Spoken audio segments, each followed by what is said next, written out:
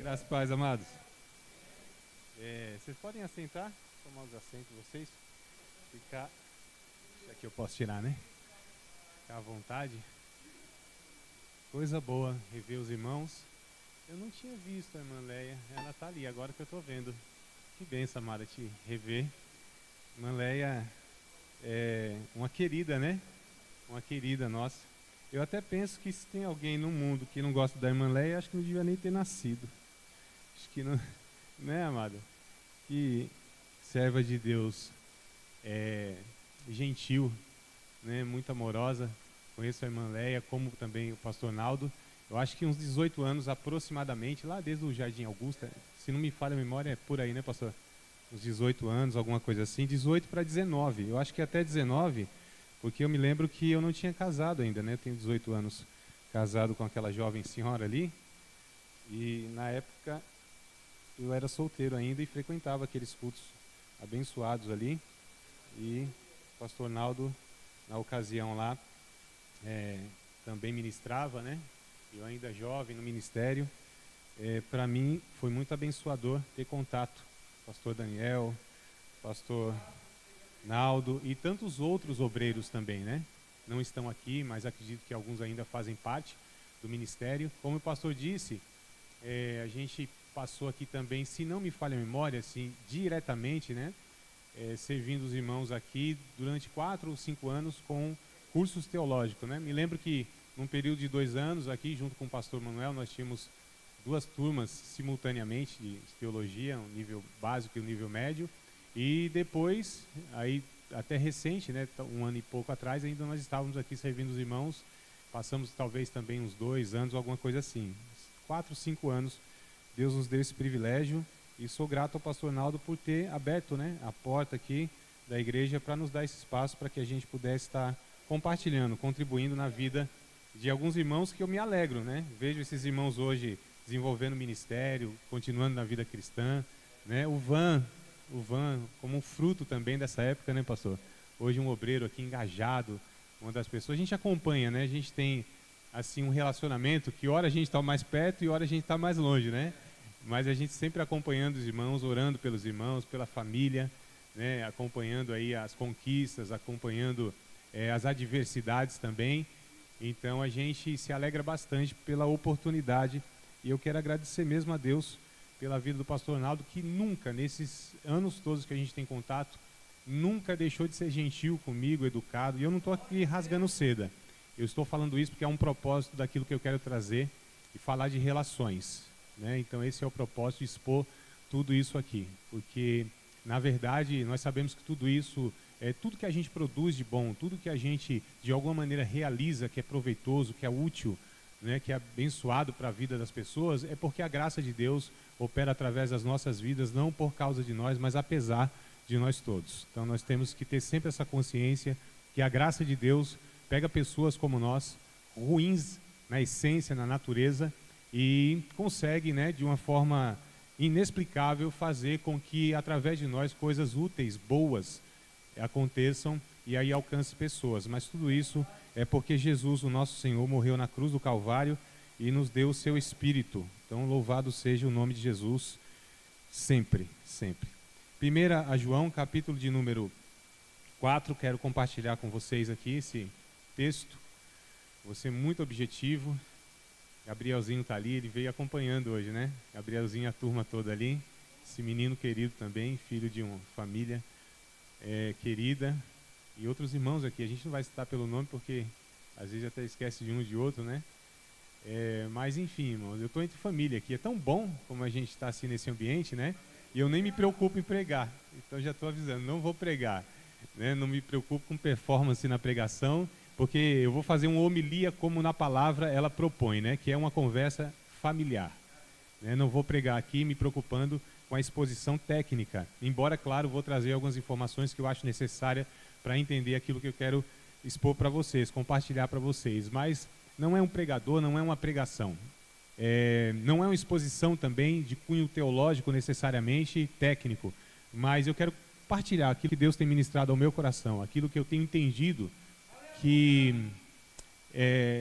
a gente não pode deixar de pensar, de viver e de buscar isso que eu vou compartilhar com os irmãos aqui, que são relações. Para mim, tudo se resume em relação. Tudo. Absolutamente tudo.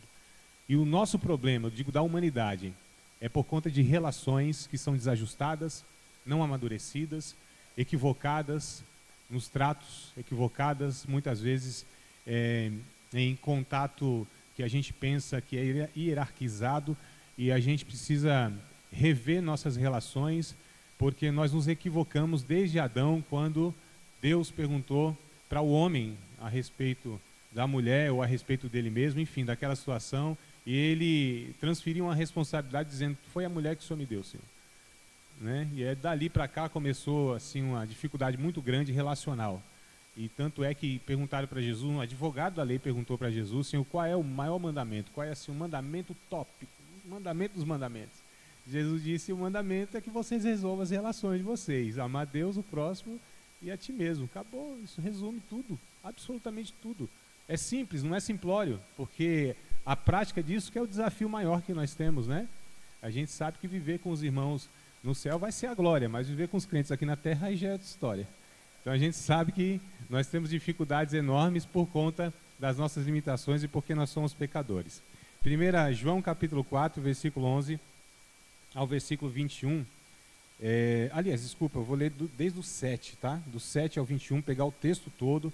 Eu gostaria de fato que vocês pudessem prestar bem atenção na leitura, e eu nem vou fazer a leitura na versão que eu tenho aqui. Acredito eu que não é nenhuma versão que vocês têm em mãos aí, embora vocês possam ter aí uma diversidade de versões, né? Mas eu quero pegar aqui, na verdade a gente chama de uma paráfrase. É um texto que ele pretende trazer uma linguagem bem acessível mesmo, tá? Não foge da ideia jamais, tá, do texto original, mas que as palavras elas são bem mais claras, bem mais objetiva, né? Traz para nós um contexto bem mais conhecido. Então eu peço que vocês até prestem atenção aqui em mim, e eu vou ler com vocês, agora no celular, né? Aí ficou difícil aqui para a questão da... tudo bem, vou ler do 11, é que eu printei aqui e deixei só o 11. Do 11 até o 21, tá? Do capítulo 4 da primeira epístola de João, não é evangelho, primeira carta. Diz assim nessa versão: meus amigos queridos, se Deus nos amou assim, então devemos amar uns aos outros. Ninguém viu Deus, nunca. Mas se amarmos uns aos outros, Deus habitará no íntimo do nosso ser e seu amor será completo em nós. Amor perfeito. Sabemos que estamos vivendo uma vida plena nele e ele em nós, porque ele nos deu a vida que procede da sua vida, que vem do seu Espírito. Além disso, vimos por nós mesmos e continuamos a afirmar que o Pai enviou seu Filho para salvar o mundo. Quem confessa que Jesus é o Filho de Deus, participa de um relacionamento íntimo e estável com Deus. É por saber disso que abraçamos de coração esse amor que procede de Deus. Verso 17. Deus é amor. Quando passamos a habitar permanentemente no amor, vivendo uma vida de vontade, e amadurece em nós. E não temos mais preocupação com o dia do juízo. Nossa situação no mundo é idêntica à de Cristo. No amor não há espaço para o medo. O amor amadurecido expulsa o medo, considerando que o medo causa uma vida vacilante e cheia de temores. Medo da morte, medo do julgamento. Podemos dizer que quem tem medo não está completamente aperfeiçoado no amor. Verso 19. Mas nós podemos desfrutar o amor, amar e ser amados, pois primeiro fomos amados.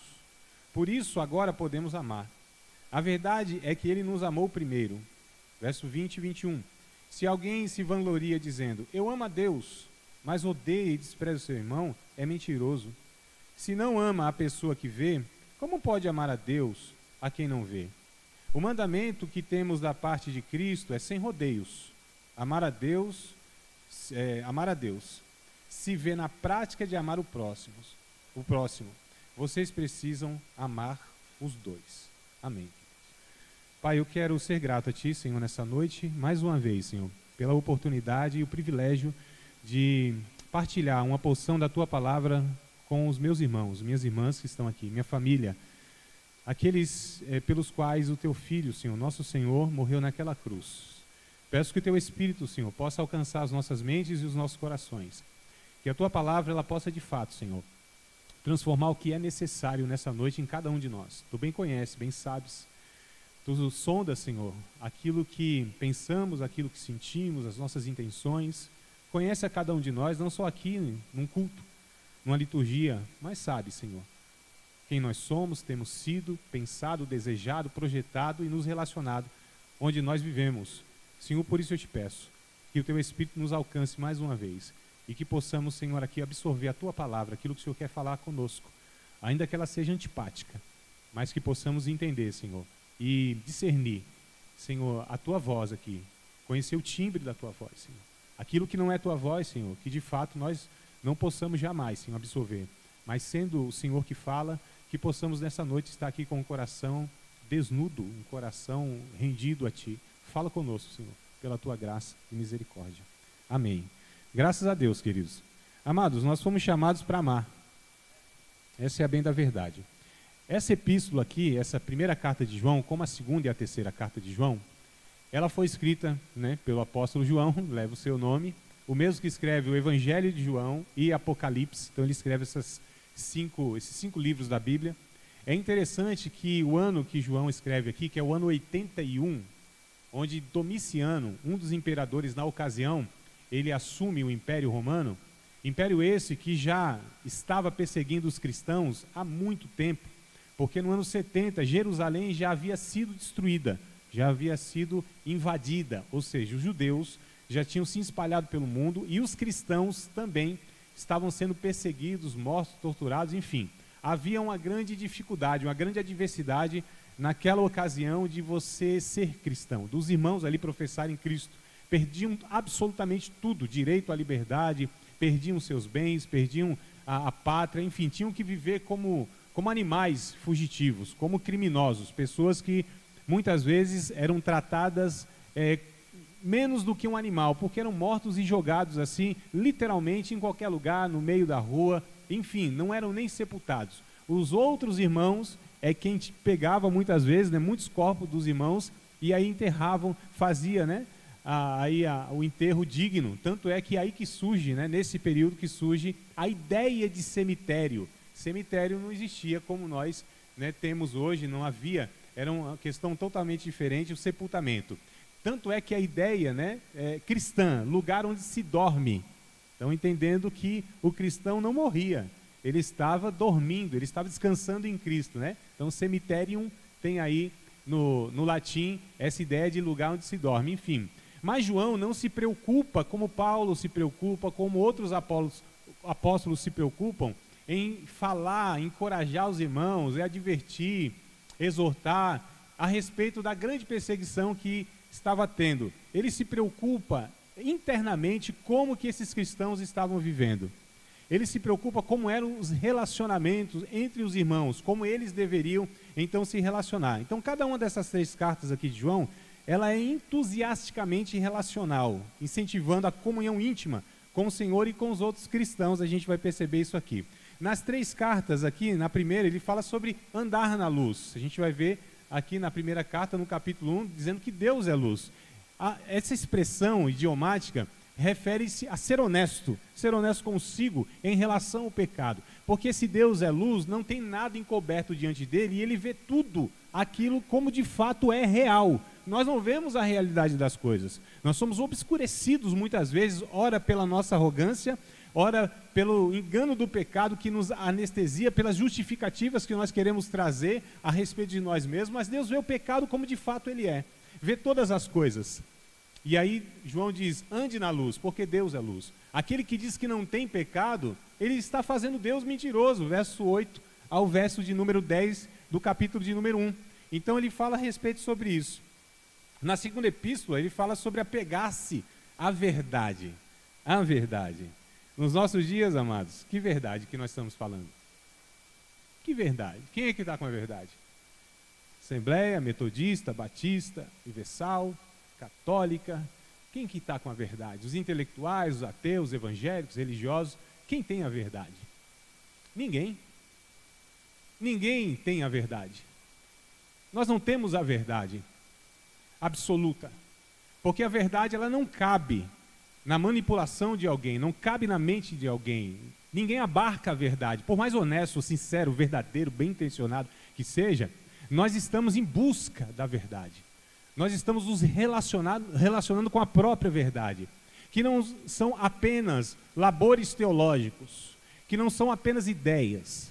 Porque se fosse isso apenas, nós seríamos mais uma religião que teria mais uma elaboração de uma ideologia, de filosofia humana, de elaboração, de um uma tentativa de esclarecimento a respeito do que é e o que não é.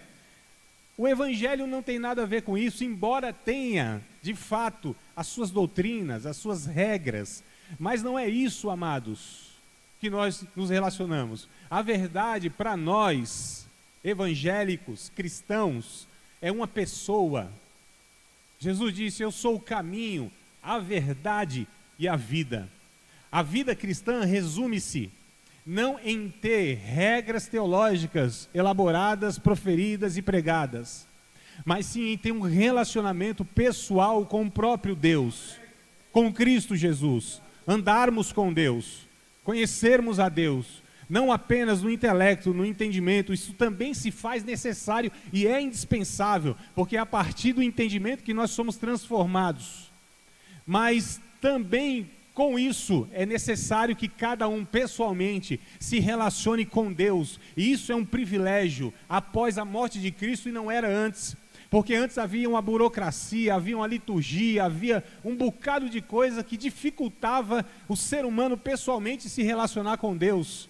Mas depois que Jesus morre, cada um de nós, sem exceção, se ora pouco, se ora muito, se manja de Bíblia, se é ruim de Bíblia, se vem 2, 3 vezes na igreja, se mora na igreja, se tem 200 anos na igreja, no Evangelho, se está chegando agora, é a mesma coisa. Todos temos o mesmo acesso, a mesma comunhão, o mesmo contato, a mesma possibilidade de andarmos literalmente. Eu não estou usando figuras de linguagem aqui, eu estou dizendo que eu e você, em qualquer momento do dia, da vida, em qualquer lugar, nós podemos nos relacionar pessoalmente com Deus, falarmos com Ele, ouvirmos Ele, sentirmos Ele, glorificarmos Ele nas nossas vidas, no dia a dia e no cotidiano, inclusive. Então é o relacionamento, a verdade. A terceira epístola, ele pega e fala sobre a recomendação do amor. Na verdade, na primeira epístola ele traz essas 3 coisas, nas outras 2 ele desenvolve. João faz seus leitores se lembrarem da importância de amarem uns aos outros. O próprio Deus é amor, que nós lemos aqui, né? Portanto, não amar os outros cristãos é um sinal de que o cristão não está em contato com Deus. Preste atenção aqui. A evidência de que nós conhecemos a Deus, segundo João escreve na sua primeira epístola, é se nós amamos a Deus e se nós amamos os nossos irmãos. Ele é bem categórico, bem claro, bem objetivo. Quase chega a ser assim, quase que desenha. Ele diz: quem ama a Deus é da luz, quem não ama é das trevas.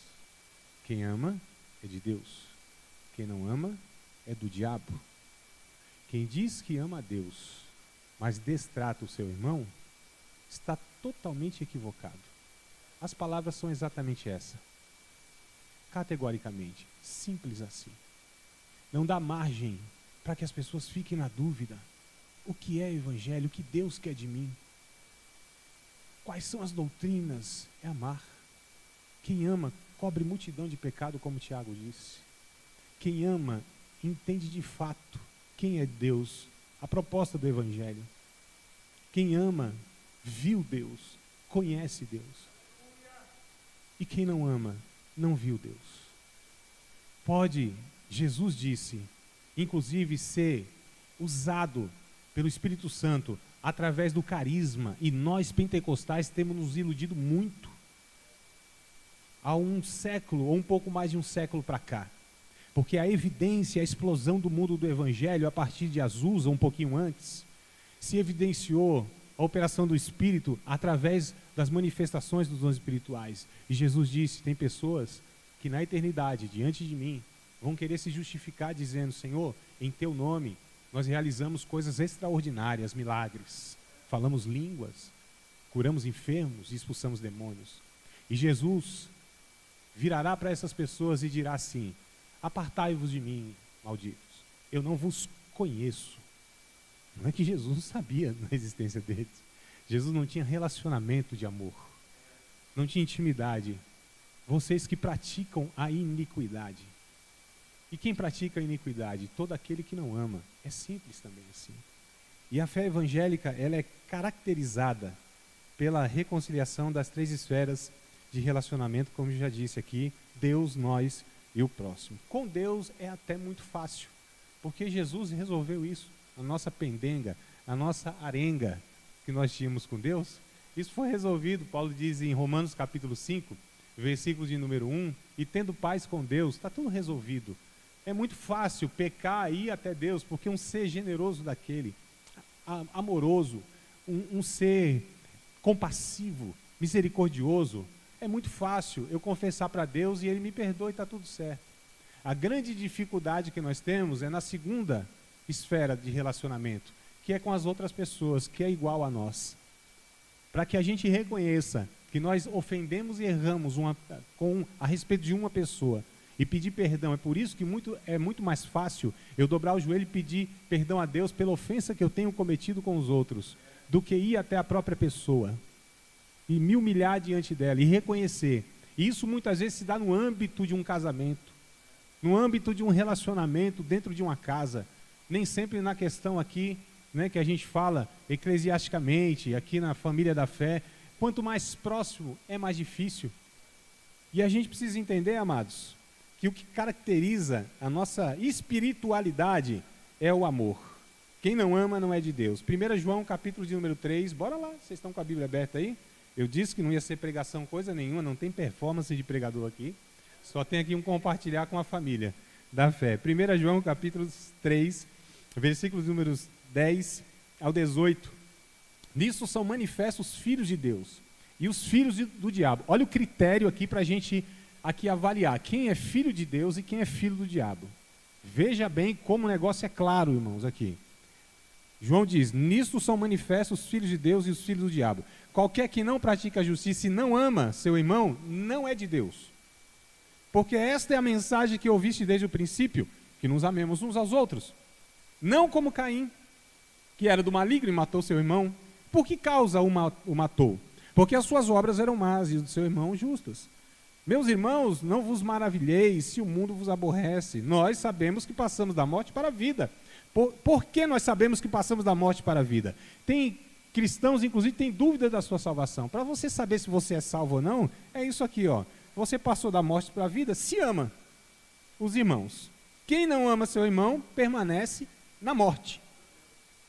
Qualquer que aborrece o seu irmão é homicida. E vós sabeis que nenhum homicida tem permanente nele a vida eterna. Conhecemos a caridade nisto. Como se conhece? Qual é a evidência do amor? Que ele deu a sua vida por nós, e nós devemos dar a vida pelos irmãos. Quem tiver, pois, bens do mundo, e vendo o seu irmão necessitado lhe cerrar o coração, como estará nele o amor de Deus? Meus filhinhos, não amemos de palavra nem de língua, mas por obra e por verdade. Queridos, não é possível que a gente não consiga entender uma mensagem tão clara de Deus, desafiadora, eu sei, porque vai contra uma natureza que nós lutamos todos os dias. E a gente entende aqui, amados, que os cultos que nós prestamos a Deus, nem sempre Deus o tem como legítimo. Nem sempre onde há quebrantamento aparente, nem sempre onde há música, nem sempre onde há sensações, nem sempre onde há profissões até mesmo de arrependimento e de pecado, nem sempre diante de Deus isso é legitimado. Porque a Bíblia diz em Mateus capítulo 5, verso 23 e 24, se vieres ofereceres a Deus uma oferta, e aí te lembrares que o teu irmão tem alguma coisa contra ti, deixa lá a tua oferta, vai reconciliar-te com o teu irmão, depois vem e oferece. Queridos, não adianta, podemos fazer e desfazer, acontecer, pode-se ter de fato o dom de Deus na sua vida, da cura, profecia, a ciência da palavra, sabedoria da palavra, discernir espíritos, dom da fé, dom de maravilha, dom de variedade de língua, dom de interpretação de língua. Pode fazer e acontecer, pode ter fé tal que faça as coisas extraordinárias assim, ó, abrir a boca de meio mundo, pode dar a sua vida no campo missionário como mártir, pode dar todos os seus bens, mas se não tiver amor diante de Deus não é legítimo, Deus não reconhece.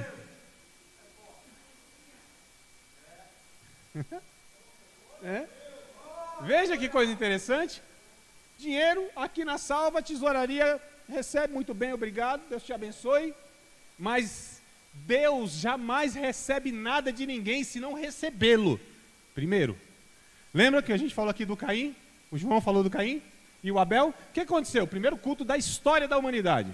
Culto é lugar perigoso, hein? Já vou lhe avisando aqui, porque a Bíblia diz que houve o primeiro homicídio foi num culto, né? E um irmão matou o outro, então olha só que o negócio não está fácil não. Aí o Caim, ele chega diante de Deus, e Deus rejeita Caim e a sua oferta. Aí vem Abel, oferece sua oferta e Deus aceita Abel e sua oferta. Deus não tinha como aceitar a oferta de Caim e rejeitá-lo.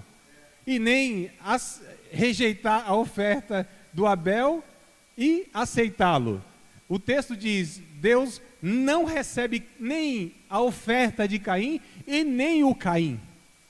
Mas Deus não recebeu o que Caim fez porque Deus não recebeu o que Caim era. Porque ele não amava. As suas obras eram más, ele aborrecia o seu irmão. Quando Deus perguntou assim, cadê teu irmão? Ele disse assim, e sou eu por acaso cuidador do meu irmão? Sou tutor do meu irmão? Estava mal educado, né, Diogo? No mínimo mal educado. Falar com o Criador assim, eu sou cuidador do meu irmão?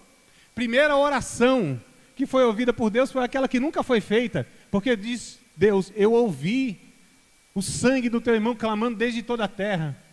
E essa resposta diante de Deus, eu porventura sou responsável pelo meu irmão?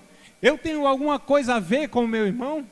Ora, é o que nós estamos falando aqui, porque o cuidado e a compaixão são alguns aspectos de quem ama. Gálatas capítulo de número 6. Gálatas, capítulo de número 6, versículos de número 1, versículos de número 2.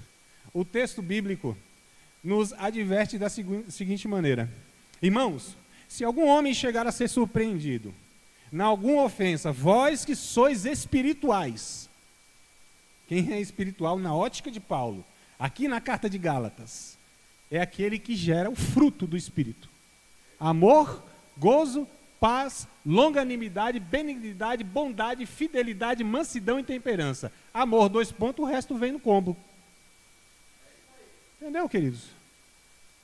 Termômetro de espiritualidade para o apóstolo Paulo, e biblicamente falando, não é o carisma, é o caráter. Está compreendendo, queridos? Não é a sofisticação na apresentação. Não é a performance da vida ministerial e aquela coisa toda. Não, queridos. É quem é. E quem é? Quem não é? Faz um bocado de coisa para parecer ser.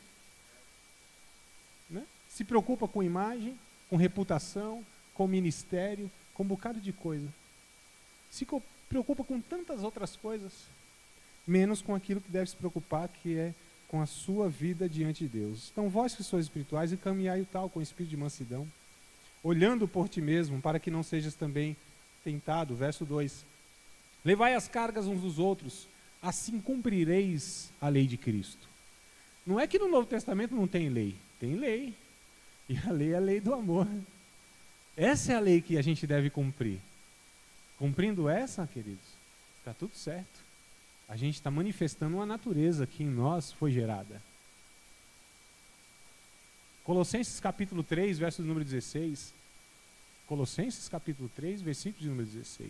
O mesmo Paulo, ele escreve o seguinte: habite em vocês abundantemente em toda a sabedoria, a palavra de Deus, cuidando e ensinando uns aos outros. Cuidando e ensinando uns aos outros. Então, a evidência que eu entendo aqui em João é que o evangelho é a proposta de viver uma vida de servir, doar, renunciar. Eu disse que era antipático o negócio aqui. O individualismo é esse comportamento que a gente tem presenciado, que é um comportamento anti-reino. A gente vive essa mentalidade da individualidade. Por que nós somos 50 milhões de evangélicos no Brasil, aproximadamente? E nós não conseguimos mudar a realidade do nosso país? Porque cada um fica erigindo o seu reino.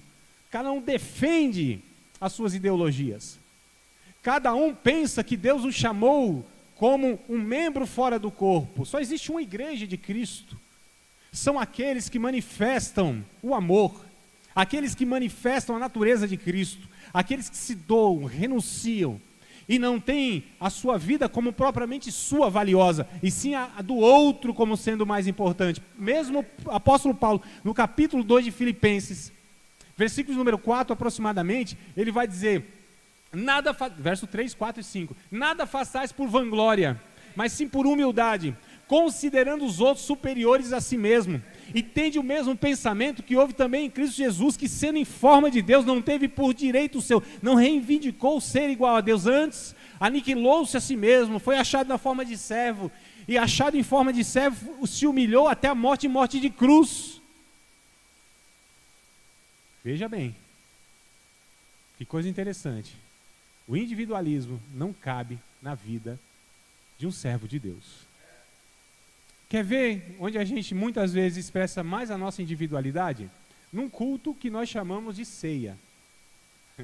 Deveria ser a expressão maior, né, do amor, comunhão. Essa é a ideia, biblicamente, de ceia. Você está ali na mesa, compartilhando o que era de mais precioso, que era o alimento. O que tem de mais precioso do que o alimento? Que é a manutenção da vida. Tinha. Naquele contexto, naquela escassez do mundo daquela época, hoje nós temos muita e muita comida, muito e muito alimento. Nós jogamos alimento fora, que daria para matar a fome de toda aquela parte da África que sofre. Por que isso não é feito? Porque nós somos individualistas, porque nós somos egoístas, porque nós não amamos, porque nós olhamos o nosso próprio ventre, se está cheio está bom, se a minha família está boa, a situação aqui. A gente precisa entender aqui que a renúncia e o servir é uma característica daquele que ama. Nós temos, irmão, sim, uma parcela de responsabilidade com o outro. E aí a gente fica pensando, o que eu tenho a ver com aquele filho da irmã que está nas drogas? Foi ela que não criou direito. O que eu tenho a ver com o matrimônio lá que está se desfazendo lá? É da minha igreja, conheço bastante tempo, a gente se vê direto. O que eu tenho a ver? Eu cuido do meu, sou responsável pelo meu. Não, queridos, esse pensamento é individualista, é anticristão, é anti-reino. Se nós temos conhecimento de alguma maneira que existe um membro do corpo padecendo, Paulo diz lá em 1 Coríntios capítulo 12, a partir do verso 12, nós precisamos também padecer com ele. Nós nos alegramos da mesma forma e nos entristecemos da mesma forma. Eu não posso ter chegar a mim um conhecimento de uma demanda, de uma necessidade de algum irmão, seja em que área for, não é só questão financeira. Em todos os aspectos da vida, se há alguma demanda, eu preciso me engajar nisso. Eu não posso ficar focado nos meus problemas, nas minhas dificuldades, nas minhas privações, na minha vida. Enquanto eu cuido do meu irmão, Deus cuida de mim. Porque quanto mais eu tiver necessidade, Deus vai cuidar de mim mais ainda, para que eu cuide mais ainda das outras pessoas. Quanto mais lutas e dificuldades nós passamos na nossa individualidade, e assim nós entregamos a Deus e nos preocupamos com as outras pessoas e não ficamos ali se lamentando por causa das nossas dificuldades, Deus me dá muito mais recursos para que eu abençoe. Paulo disse em Atos capítulo de número 20, mas bem-aventurada coisa é dar do que receber. Não é porque eu tenho para dar. Não é essa ideia como muitos pensam. É mais bem-aventurado porque eu tenho para dar, então. Não, é porque eu não retenho para mim. Essa é a ideia que Paulo transmite. bem-aventurado, mais bem-aventurado é dar do que receber, porque eu não retenho para mim. Porque quem retém para si é para a sua própria perda. Quem retém para si, como fizeram lá, aquele povo lá no deserto, né? O manazinho, Deus disse, não, todo dia vai lá, eu mando, fica de boa, tranquilo. E sexta-feira, acho que era sexta, né? Que ia duplicado lá, porque o sábado não podia colher. Aí o pessoal juntou um monte, assim, o quê? Deixou eu juntar aqui. Apodreceu tudo, querido. Tudo se perdeu. Quem quer juntar coisas nessa terra, isso se perde na existência. Então a gente precisa rever as nossas ideias, irmãos. O que diferencia bodes de ovelha no reino é a vida que Deus nos dá de serviço. Vamos ler o Mateus capítulo 25? Nós não vamos ler exatamente todo o trecho, mas abra aí só para você saber onde está situado e fica como tarefa de casa. Professor, para não dar uma tarefinha, não, né? Tem que dar uma tarefa de casa, né? Tarefa de casa aqui, ó. Então, Mateus capítulo de número 25, verso de número 31 até o 46, a conversa de Jesus foi assim, ó. O reino de Deus é mais ou menos, é bem parecido, é semelhante à ocasião que foi dividido, foi separado os bodes das ovelhas. Os bodes vai para cá, as ovelhas para lá, tá. Mas o que é que vai aqui diferir de bode e de ovelha? Porque são até muito parecidos os animaizinhos, né? Muito parecidinho. E aí, Jesus disse assim, ó, ele contou lá uma história que é assim, bom, quem é o bode? É aquele que me viu com fome, com sede, nu, enfermo no hospital, preso numa penitenciária, e não me deu de beber, não me deu de comer, não me deu de vestir, não foi me visitar, e aquela coisa toda. Ah, Jesus, calma aí. Se fosse Jesus, eu servia assim. Jamais. Quando nós fizemos isso contigo? Eu te amo. Eu amo Jesus. Né? Jesus eu não largo. Jesus eu adoro. Jesus eu sirvo. E aí Jesus me mostrando, não, é impossível me servir se não for pela via do humano. Não existe salvação sem a via do humano. Nós somos salvos por um ser humano. Não pelo Cristo, e sim pelo Jesus. Eu não estou dizendo que são duas pessoas diferentes. Eu estou dizendo que Deus providenciou a via do humano. 1 Timóteo capítulo 2, versículo de número 5, se não me falha a memória. Há um só Deus e um só mediador entre Deus e os homens. Jesus Cristo, vírgula, homem. Nós somos salvos pela via do humano. Nós só adoramos a Deus quando nós servimos os seus pequeninos. É o que está no texto. E ele diz que o bode faz o contrário. Não faz isso. Mas as ovelhas servem aos pequeninos. Fazendo isso, está servindo automaticamente, imediatamente, naturalmente ao próprio Deus. É isso. É isso. Então, como que a gente pode, amado? Ainda depois de ouvir uma mensagem assim. E o Espírito Santo, você sabe, eu sei, você sabe também, que você e que nós temos conhecimento de tantas pessoas que estão com tantas privações, na área psicológica, na área material, espiritual, enfim, são tantas questões.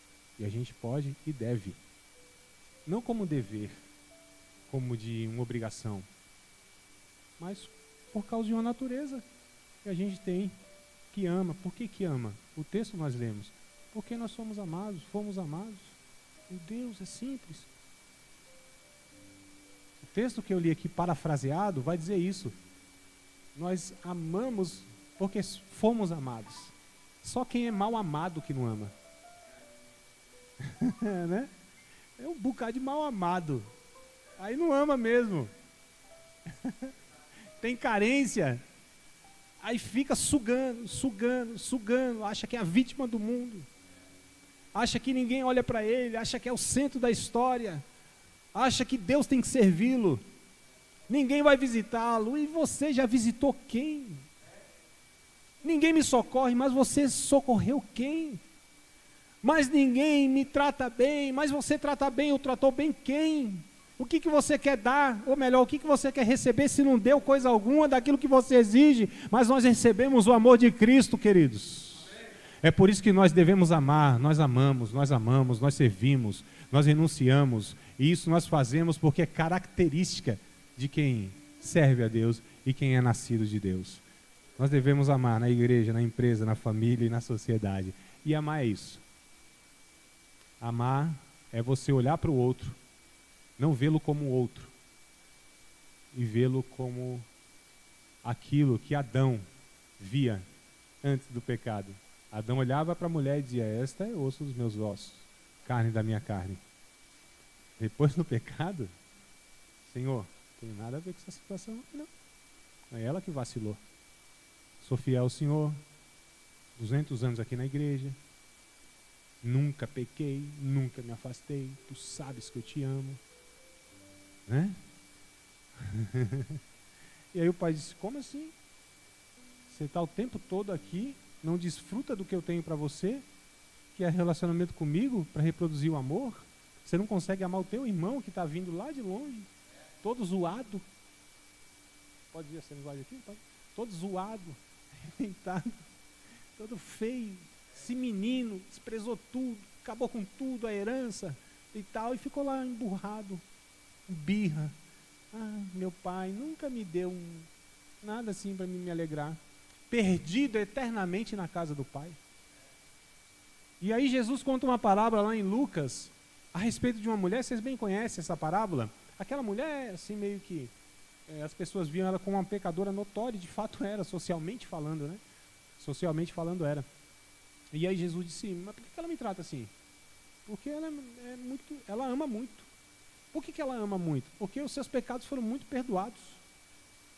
Então quem não tem consciência de quem é e de quem foi perdoado, de quanto Deus o ama, ele não tem essa sensibilidade, essa empatia, essa alteridade, essa misericórdia, essa compaixão. Olha para o outro que vacilou, que pecou, e ele julga na sua religiosidade que ele está bem com Deus, e o outro lá, amado, né? Discurso de ódio, cancela mesmo, não é só nas redes sociais não, cancela na vida, cancela no coração. E as pessoas são pautadas muitas vezes, a cultura do cancelamento se dá nisso, é pautada pelo último erro da sua vida, é o último vacilo da sua vida. As pessoas são descartáveis na nossa realidade, na nossa cultura, na nossa sociedade. Elas são descartáveis. Serviu, foi bênção, homem de Deus, mulher de Deus. Hosana, bendito aquele que vem em nome do Senhor. Uma semana depois, não atendeu a minha expectativa, não me serve mais, crucifica-o. Amados, que hipocrisia é essa que nós temos vivido? Que amor é esse que nós dizemos que temos? Se o amor não se traduz num relacionamento de compaixão. Volto à ceia novamente. Para desespero de vocês, eu acho que eu tenho aí mais uns 15 minutos, um negócio assim. Volto à ceia novamente, que a ceia assim, é a reflexão de 30 dias, não é? Retrospectiva, Senhor, esse mês aqui, dia 1, 2, 3, 4, 5, 6, estava de boa, vacilei ali, mas pedi perdão, está tudo certo. Aí chegou a conclusão que 30 dias está da hora, vai participar da ceia. A conclusão do doido é essa, que ele está apto. É loucura isso, é loucura. Como que a pessoa consegue avaliar 30 dias que ela está diante de Deus certinho? Está de boa e ali pode, está apta, vai participar daquilo. É uma loucura, não conhece, não tem ideia do negócio não. Aí é perguntado, não sei se aqui é feito isso, mas é uma praxe, né? A maioria das igrejas. Ficou alguém sem pegar o cálice? Ficou alguém sem pegar o pãozinho e tal? Né? Aí todo mundo pegou, de boa, vamos participar. Se todos ainda afirmaram, não, está todo mundo aqui com os elementos, eu poderia no meio da igreja falar, não. Tem tanta gente ainda que não está com esses elementos na mão. Inclusive aqueles irmãos, tantos, na carreira de fé, me ajudaram, oraram por mim, são responsáveis por eu estar aqui, inclusive, tiveram paciência, me discipularam. Oh, quanto trabalho que eu dei para alguns líderes. Irmãos que estavam aqui ano passado, antes da pandemia, não estão mais. Tem tanta gente, pastor, ainda que não pegou a ceia, que não pegou o pão. Como que a gente pode participar dessa expressão maior de amor e não se entristecer, em olhar em volta da mesa e não encontrar aqueles irmãos? Como nós esquecemos das pessoas que fizeram e ainda de alguma maneira fazem parte da nossa vida e não estão aqui? Como que a gente pode ceiar nessa tranquilidade, amados, olhando para nós mesmos? Paulo diz assim: você acha que eu vou louvar a vida de vocês quando vocês se reúnem para pior, porque quando vocês comem a sua própria ceia, cada um individualmente participa da ceia, como não discernindo um corpo, pensando que Jesus só o tem como membro fora do corpo e que ali está tudo certo. Não, queridos, olha em volta, olha aqui. Traga na memória, traga no coração, peça para que o Espírito Santo tire a insensibilidade do teu coração e da tua mente, e você lembre daquela pessoa, inclusive, que foi por Deus usada tantas vezes para te abençoar, e você nem lembra mais na oração dela. Não é possível, queridos, não é possível que a gente tenha chegado nessa conclusão de individualidade, de individualismo. Não é possível. Eu quero orar com vocês. Eu quero orar por vocês. Eu quero orar por mim. Eu gostaria que vocês também orassem por mim. Eu quero orar por tantas outras pessoas, irmãos, que foram feridas por contextos religiosos, por nós mesmos, na imaturidade, lá atrás. Não é possível que a gente não carregue no coração tristezas. Não é possível que a gente ache que fez tudo certinho, está tudo certo, não está. Se nós de alguma maneira fomos causa do prejuízo da vida de quem quer que seja, é hora de nós falarmos: Jesus, me usa. Como o Senhor usa, Senhor, para ferir a espada, a mesma espada quente também pode cauterizar a ferida. Se fui eu, Senhor, motivo da ofensa em algum irmão, me usa para curá-lo. Bora orar a Deus, irmãos, bora.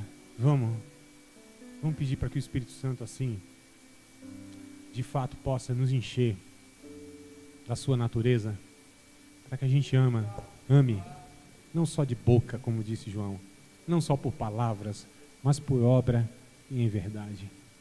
Tudo que Deus nos deu, tudo que Deus nos dá, tudo que Deus nos dará, recursos financeiros, administrativos, físicos, intelectuais, psicológicos, espirituais, todos esses recursos não são para nós mesmos. Não é fruto do nosso esforço, não é mérito. É porque Deus de fato quer usar a nossa vida para abençoar tantas outras. Não entenda que Deus te conduz para uma vida de conquistas para você mesmo. Não, jamais. Não caia nesse engano. Deus não te ama apenas. Você não é especial. Aliás, você é especial dentre todos os outros especiais. Deus não tem filho preferido e o outro que é preterido. Diante de Deus está tudo certo aqui, ó. Tudo nivelado por baixo. Tudo devedor. Tudo aquém. Nós não somos melhores, queridos. Eu não sou melhor porque prego isso aqui. Eu não sou melhor porque estou aqui. Eu não sou mais espiritual do que o senhor e a senhora ninguém.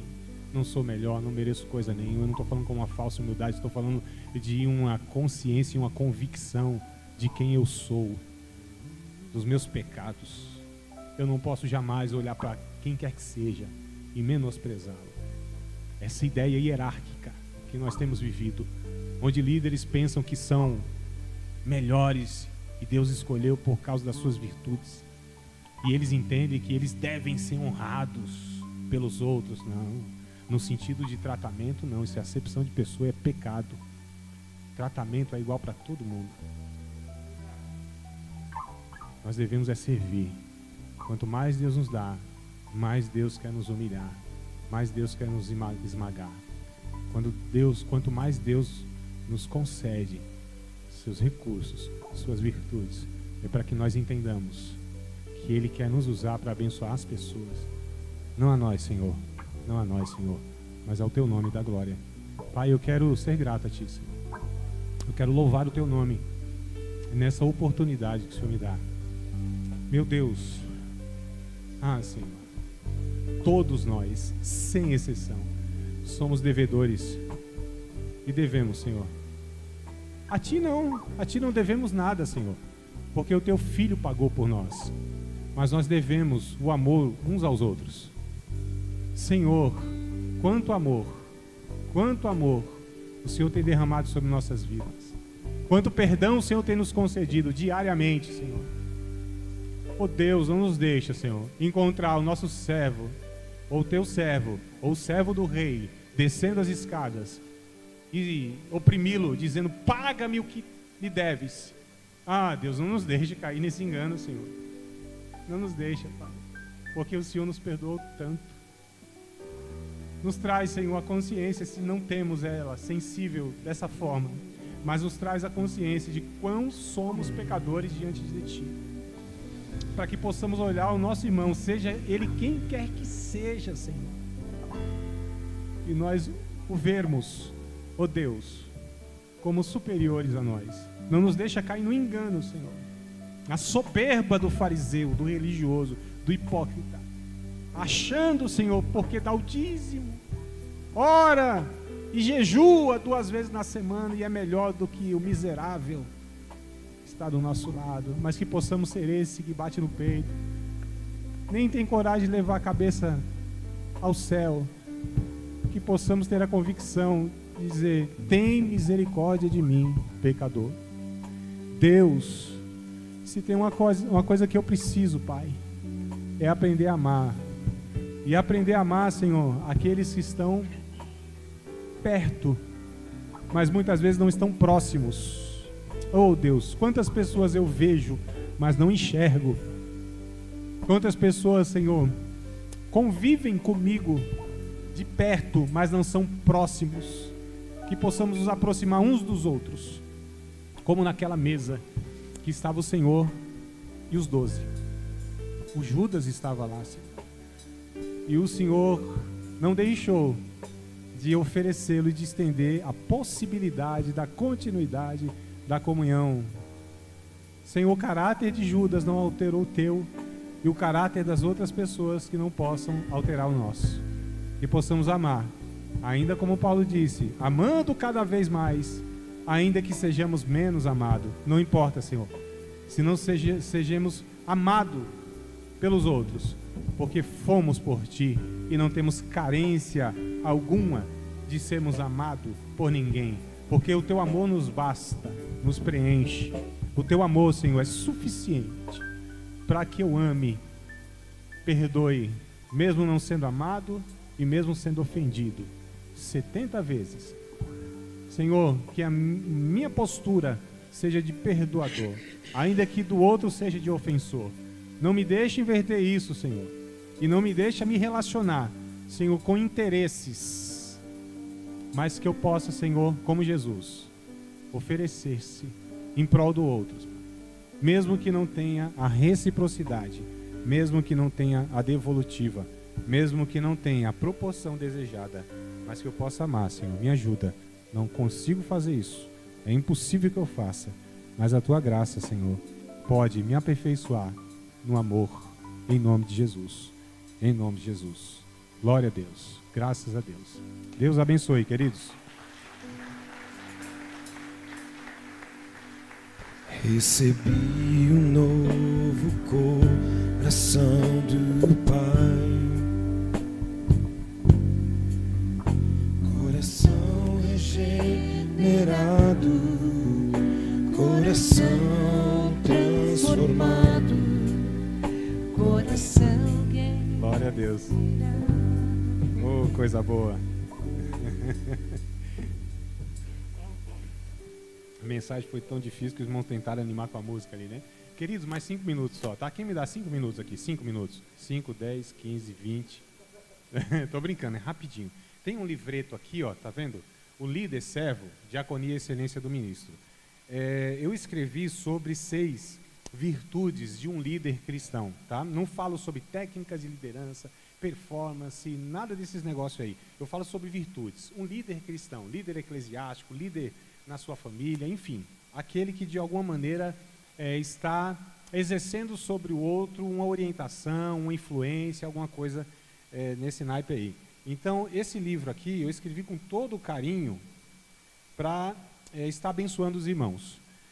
30% do valor desse livro, que é bem baratinho, né, vai ser revertido para um projeto na Nigéria, que cuida de crianças em estado de subnutrição e mulheres em estado de vulnerabilidade. Tá? Então, você comprando, você está indiretamente enviando recursos financeiros lá para esse projeto lá. Além de ser abençoado com o conteúdo. Eu acho que eu trouxe 20 e poucos aí, livretos desse. Tá? Diz que não pode julgar o livro pela capa, né? Esse aqui é pelo tamanho. O negócio saiu pequenininho aqui, mas como o perfume, né? Me parece que o perfume, os pequenininhos aí tem um valor inestimável. Então, vou estar ali no final do culto. Quem quiser adquirir, tá bom?